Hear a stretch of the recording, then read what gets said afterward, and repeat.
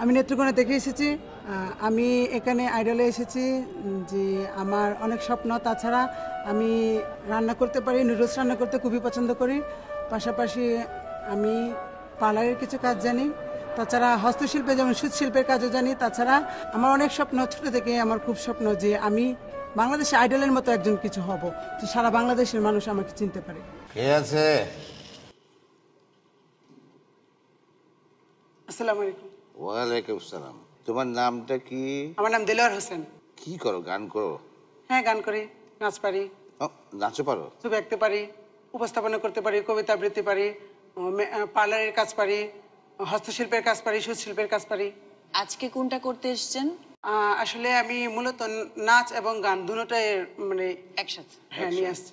তাহলে একটু দেখি আমরা।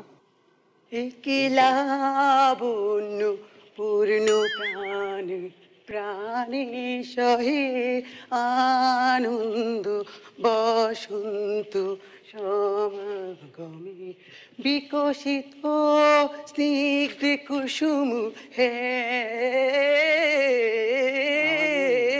বিকশিত স্নিগ্ধ কুসুম চিত্রিত ছিল কাননে একলা। আস্তে আস্তে আস্তে আস্তে আস্তে। এটা কি গান গাচ্ছ তুমি? কি গান এটা বাবা? রবীন্দ্রসঙ্গীত। রবীন্দ্রসঙ্গীত। কিন্তু এই রবীন্দ্রসঙ্গীতকে তুমি যেভাবে গাচ্ছ, এ তো অন্য সঙ্গীত মনে হচ্ছে বাবা আমার কাছে। শুধু আমি ভাবছি যে তোমার এত গুণ, তুমি আঁকতে পারো, গাইতে পারো, নাচতে পারো, আবার হাঁটতে পারে। উপস্থাপনা করতে পারো।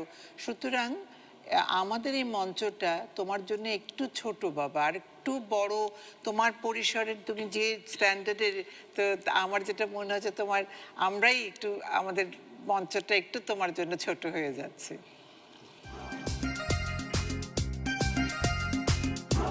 আমার অনেক কনফিডেন্স ছিল যে আমি অবশ্যই অবশ্যই সামনের রাউন্ডে যাব। বুঝতে পারলাম না যে কেন, কোথায় গন্ডগোল হলো।